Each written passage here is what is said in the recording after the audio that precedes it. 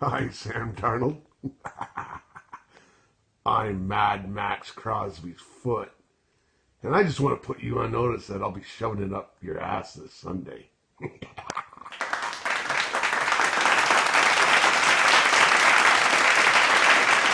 I would if you're with me. What's up? Good morning, Raider Nation. I am the commish. This is your Raider Reaction Morning Show for November 20th. It has been a crazy and exciting run for the Oakland Raiders already in 2019. The insane road stretch, a 3-game win streak. Now you're on the road to New York. Everybody's talking about the team. Everybody's talking about him, including, the quarterback's brother.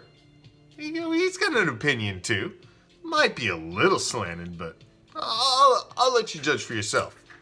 Their last 6. Meanwhile, the Raiders have rattled off 3 straight wins, and Derek Carr is balling.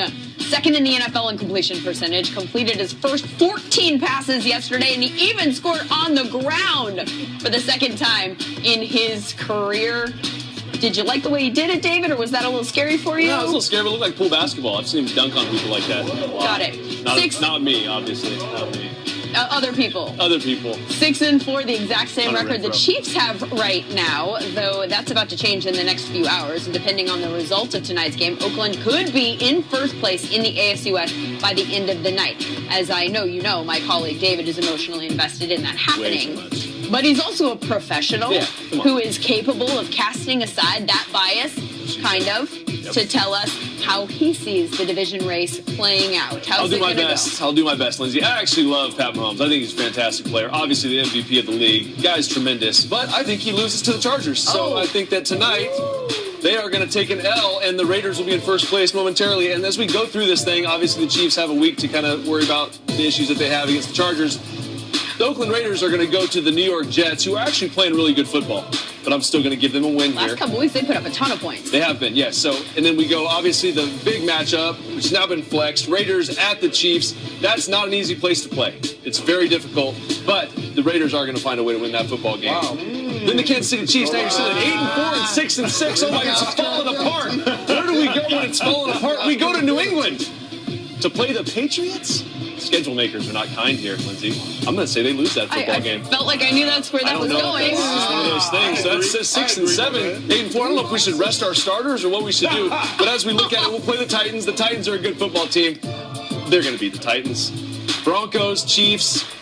Okay, we'll give them a win. They finally figured it out. Back off the schneid. They're only 2 games back, but unfortunately, there's only 1.5 weeks remaining because the Oakland Raiders are going to beat the Jaguars. They're 10-4. The Chiefs are 7-7. I mean, does it even matter? I don't even know if we should. Derek can be on the sideline with a ball cap. Mad Max. I don't even know. We'll just leave He's it. going to win that game. Let's sure they beat the Bears. Give it to him. They can win the Bears. And let's say that they get in. I'll say they get in. Find a way 8-7 get in. Crazy things have happened. Oh, there's another week. Oh, perfect! Wow, great. So professional. We forgot the last week. It doesn't even matter. So let's give them 9 wins because they're going to beat the Chargers. You're so benevolent now. Well, it doesn't even Now matter. that it doesn't matter. We might be the number 1 seed go by this ahead and time. give yourself But an I'm L. just 12-4. Why not? It doesn't matter. Why not? Yeah, it's fine. I'm not For sure credibility, even who the right? backup quarterback is for the Raiders, but maybe he plays that game.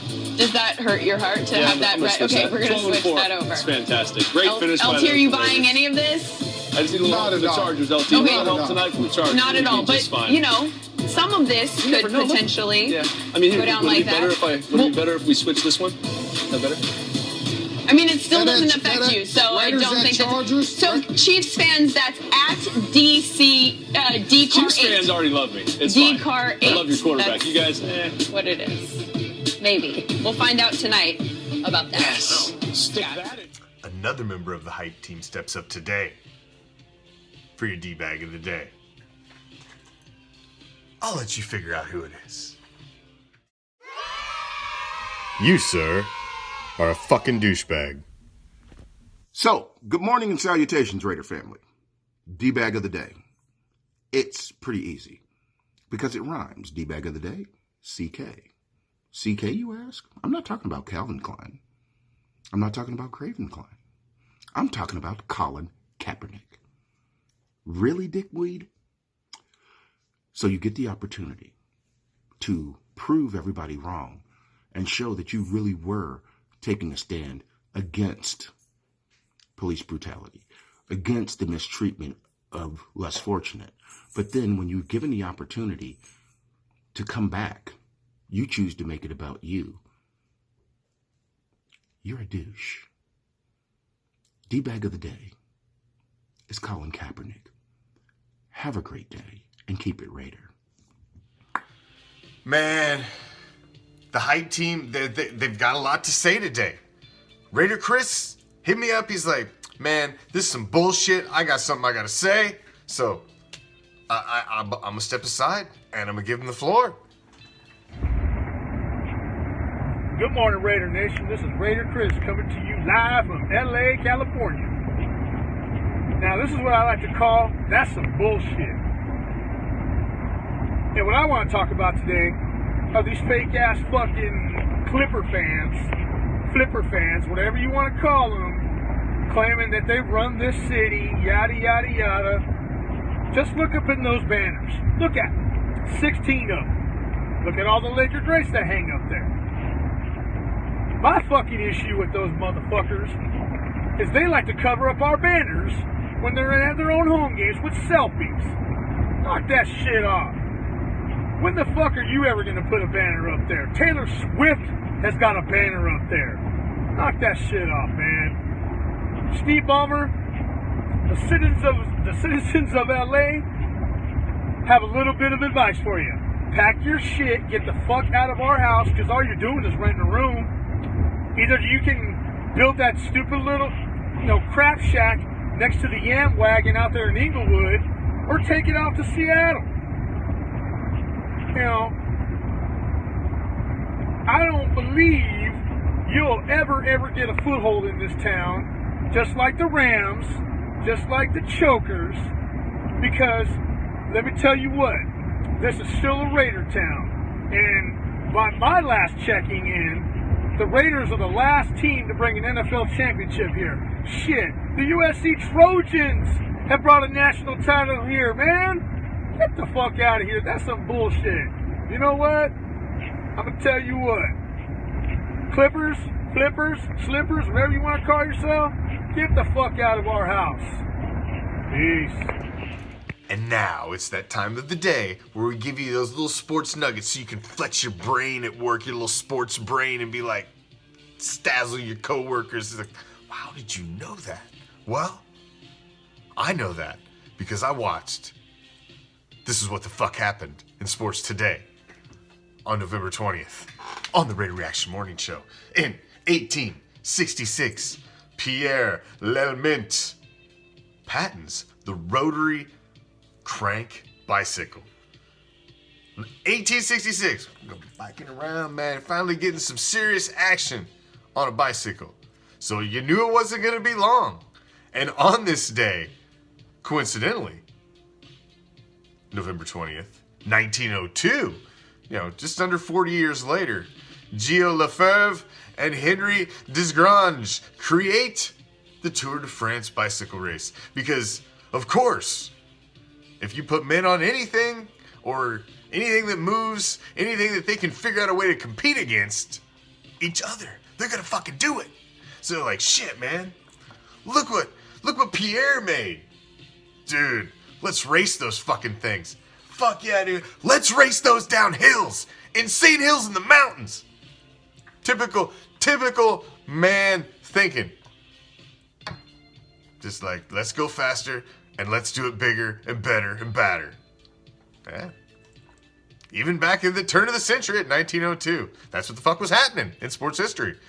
1934, 17-year-old pitcher E.G. Schwarmura gives up one hit as the U.S. All-Stars beat Japan 1-0. And who did that 17-year-old pitcher, give up that one hit to? Well, it just happened to be Lou Gehrig, and that was a home run. And the U.S. All-Stars beat Japan 1-0. In 1962, sticking with the Major League Baseball theme, Hall of Fame Yankee Mickey Mantle wins the AL MVP for the third time on this day November 20th. 1969, Brazilian soccer icon Pelé scores his 1,000th goal. Impressive. 1977, Sweetness, Walter Payton. Chicago Bears running back rushes for an NFL record 275 yards on this day. That's what the fuck happened in sports history.